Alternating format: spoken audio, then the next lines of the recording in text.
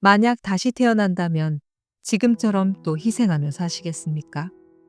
아마 이 질문을 듣자마자 속으로 이렇게 외치신 분들이 많으실 겁니다. 아니요, 절대. 죽어도 이렇게는 안 삽니다.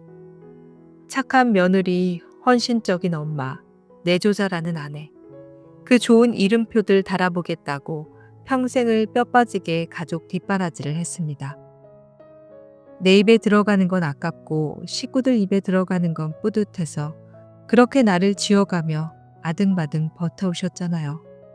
남들은 뭐라고 하던가요? 자식들 다 키워놨으니 이제 발 뻗고 자면 되겠네. 그만하면 성공한 인생이지 복에 겨운 소리 하지 마라. 그렇게 쉽게들 말합니다. 그런데 왜 밤마다 가슴을 치고 싶을 만큼 억울하고 눈물이 핑 도는 걸까요? 남들이 말하는 그 성공한 인생 껍데기 속에 정작 가장 중요한 나 자신은 없기 때문입니다. 평생을 고독 속에서 인간의 본성을 꿰뚫어 보았던 철학자 쇼펜하우어는 지금 여러분이 느끼는 이 뼈아픈 허무함을 미리 알았던 것처럼 아주 충격적인 일침을 날립니다. 우리는 우리 자신이 아닌 다른 사람과 비슷해지기 위해 인생의 4분의 3을 낭비한다.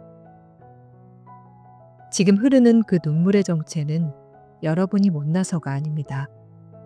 남들에게 맞춰주느라 싫은 소리 한 번 못하고 꾸역꾸역 참아내느라 속이 썩어 문드러진 진짜 나의 비명소리입니다. 너무 많이 참고 너무 많이 담아두며 사셨으니까요. 생각해보면 지금 우리네 마음속 풍경이 꼭 부엌 한 구석에 윙윙 돌아가는 냉장고와 참 많이 닮았습니다. 지금 잠시 머릿속으로 냉장고 문을 활짝 열어본다고 상상해보세요. 그 안이 어떤 모습인가요? 아마 언제 넣어뒀는지 기억도 안 나는 검은 비닐봉지들이 꽉 차서 숨 쉴 틈도 없을 겁니다. 자세히 한번 들여다보시겠어요? 그 검은 봉지 안에 들어있는 것들. 음식이 아닙니다. 기쁜 기억만 담아두면 참 좋았을 텐데 우리는 야속하게도 아픈 기억을 더 꼼꼼하게 싸서 보관하거든요. 20년 전 명절날 시어머니가 무심코 던져서 가슴에 대못이 박혔던 그 말 한마디. 10년 전 믿었던 남편이 내 편을 안 들어줘서 세상에 나 혼자뿐이라고 느꼈던 그 서러움. 자식들 키우며 가슴 졸였던 숱한 불안과 걱정들. 이런 감정의 찌꺼기들을 상처라는 이름의 검은 봉지에 담아 마음속 냉장고 가장 깊숙한 곳에 쑤셔넣고 살아오셨잖아요. 버리자니 내가 당한 게 너무 억울하고 꺼내보자니 다시 아플 것 같아서 그냥 꽁꽁 얼려둔 채로 방치해둔 거죠. 쇼펜하우어는 인간이 불행한 이유 중 하나로 집착을 꼽았습니다. 우리는 흔히 비워야 한다고 하면 욕심을 버려라, 돈 욕심을 줄여라 같은 거창한 도덕책 이야기를 떠올립니다.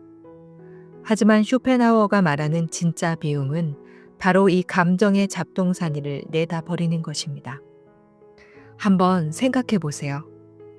과거의 섭섭함과 묵은 미움이 마음을 꽉 채우고 있으니 오늘 창가에 비치는 햇살의 따스함이나 방금 끓인 커피향이 주는 소소한 행복이 비집고 들어올 틈이 없을 겁니다. 새로운 행복을 넣으려야 넣을 자리가 없는 상태인 거죠. 혹시 지금 이유 없이 가슴이 답답하고 별거 아닌 일에 자꾸 화가 치밀어 오르시나요? 그건 여러분의 성격이 나빠서가 아닙니다. 갱년기 탓만도 아니에요. 단지 마음의 냉장고가 주인님, 저 이제 더 이상 못 담아요. 제발 좀 비워주세요. 하고 애타게 신호를 보내고 있는 겁니다. 내 마음 냉장고를 기껏 힘들게 청소해놨는데 누군가가 또 불쑥 찾아와서 상한 음식을 던져놓고 간다면 어떨까요? 아마 내가 청소를 어떻게 했는데 하면서 아까보다 더 큰 화가 치밀어 오를 겁니다. 우리 인생이 딱 그렇습니다. 나 혼자 마음 다스리며 조용히 살고 싶어도 주변 사람들이 가만히 두질 않죠. 명절마다 요즘 애들은 뭐하냐, 살이 좀 찐 것 같다며 속 끓는 소리만 골라 하는 친척들.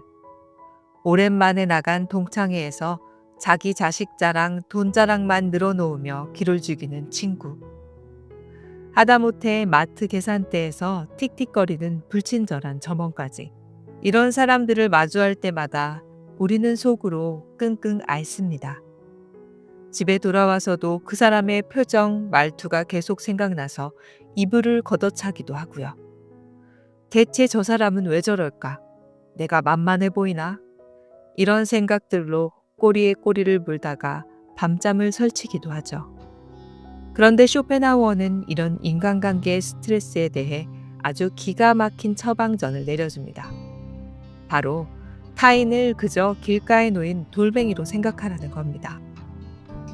한번 상상해 보세요.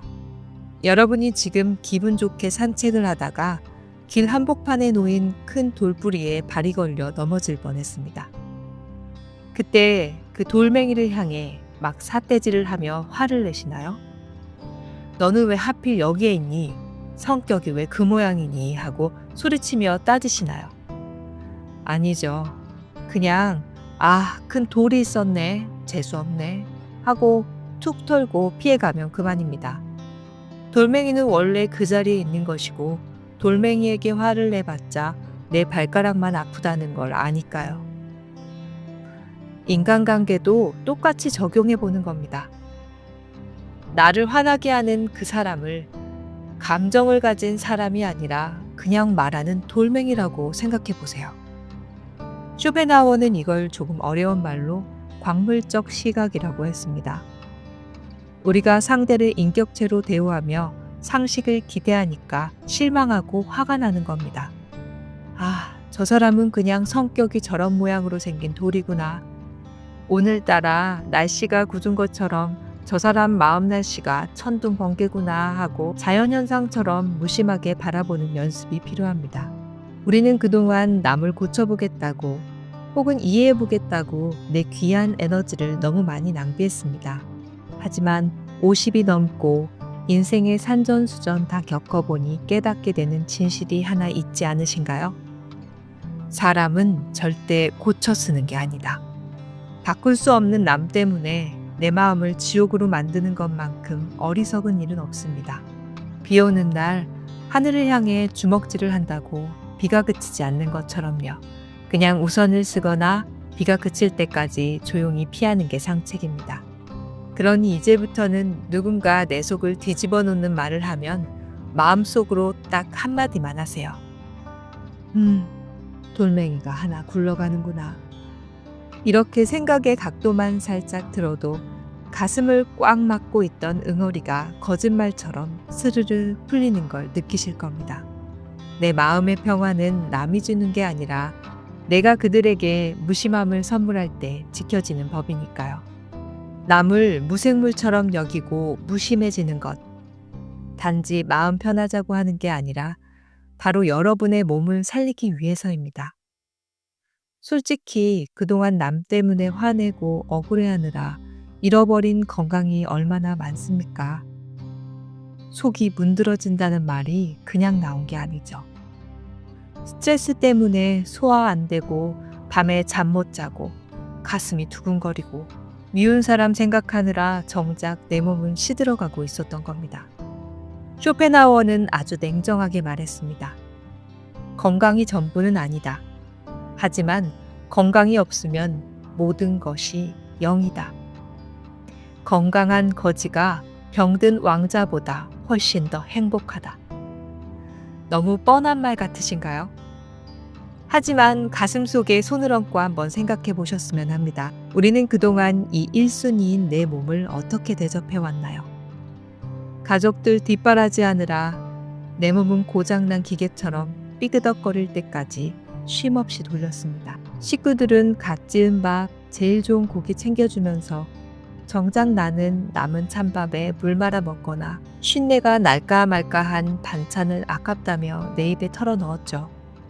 몸이 아파도 병원비 아깝다, 약 먹으면 낫겠지 하며 미련하게 참았고 운동 좀 하려다가 헬스장 비용이 아까워서 그냥 동네 한 바퀴 돌지 뭐 하고 그만두기 일쑤였습니다. 그렇게 아끼고 아껴서 모은 돈 결국 어디로 가던가요?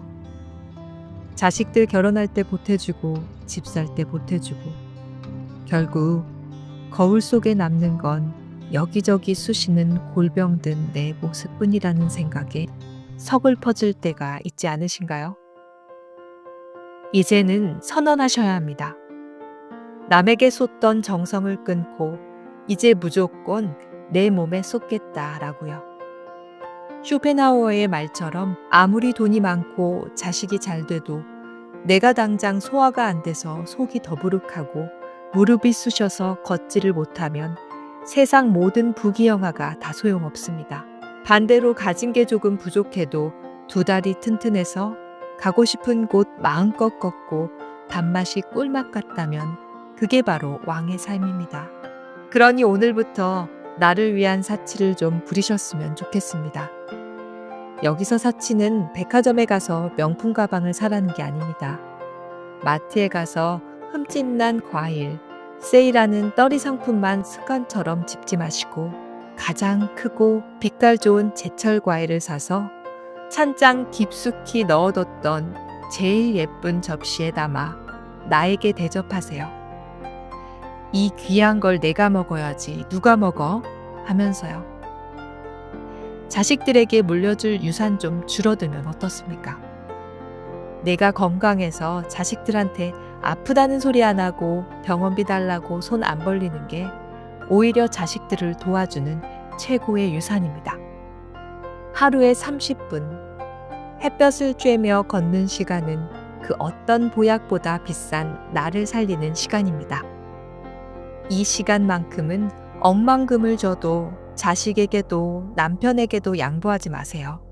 내 몸이 편안해야 마음에도 여유가 생기고 그래야 세상을 바라보는 눈도 부드러워지는 법이니까요. 오늘 우리는 쇼펜하우어라는 까칠한 철학자의 지혜를 빌려 우리 삶을 짓누르던 억울함의 무게를 덜어내는 연습을 해보았습니다. 마음속 냉장고에 꽉 차 있던 묵은 감정들을 과감히 버리는 법. 나를 힘들게 하는 사람들을 길가의 돌멩이처럼 무심하게 대하는 법. 그리고 고독을 즐기며 내 몸을 가장 귀하게 여기는 태도까지. 어떠신가요? 처음 이야기를 시작할 때보다 가슴 한 구석이 조금은 시원해지셨나요? 우리가 흘렸던 그 많은 눈물들이 단순히 억울해서 오는 눈물이 아니라 이제는 나 자신을 불쌍히 여기고 보듬어주는 치유의 눈물로 바뀌었으면 좋겠습니다. 그래, 너 참 애썼다. 이제는 남 눈치 보지 말고 좀 이기적으로 살아도 된다. 거울을 볼 때마다 혹은 문을 열고 밖을 나설 때마다 스스로에게 꼭 이렇게 말해주세요. 지난 세월은 되돌릴 수 없지만 지금부터 펼쳐질 인생 2막은 오로지 당신의 것입니다. 누구의 엄마, 누구의 아내가 아니라 이름 석자를 가진 가장 고귀한 당신으로 살아갈 시간은 아직 충분히 많이 남아 있습니다. 오늘 남은 하루 혹은 내일 맞이할 아침에는 남을 위해 쓰던 에너지를 아껴서 오직 나를 기쁘게 하는 일에 써보시는 건 어떨까요? 맛있는 차 한 잔을 나에게 대접하고 좋아하는 노래를 흥얼거리는 그 소소한 순간들이 모여 여러분의 삶을 진짜 명품으로 만들어줄 겁니다. 오늘 이야기가 지친 마음의 작은 쉼표가 되었다면 구독과 좋아요로 마음을 표현해주세요. 당신의 공감이 제가 더 따뜻한 이야기를 만드는데 큰 힘이 됩니다. 당신의 발걸음이 언제나 가볍고 자유롭기를 바라며 어디에 계시든 마음만은 가장 편안하시길 빕니다. 지금까지 와디픽 모두였습니다.